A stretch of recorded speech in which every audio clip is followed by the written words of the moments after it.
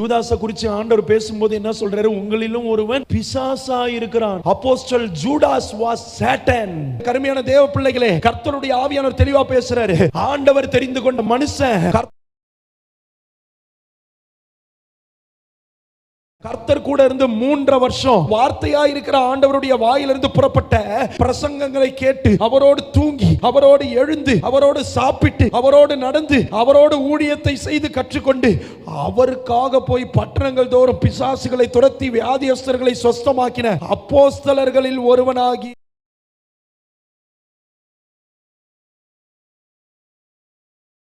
யூதாசும் சாத்தானாய் மாறி போகவில்லையோ? ஊழியங்கள் எல்லாம் ஊழியமா? கிறிஸ்தவர்கள் எல்லாரும் கிறிஸ்தவர்களா? ஊழியர்கள் என்னை போல ஊழியர்கள் எல்லாரும் ஊழியர்களா? அப்போஸ்தலனாகிய யூதாஸ் ஆண்டவருக்கு விரோதமான சாத்தானாய் மாறி போனதும் இந்த வேத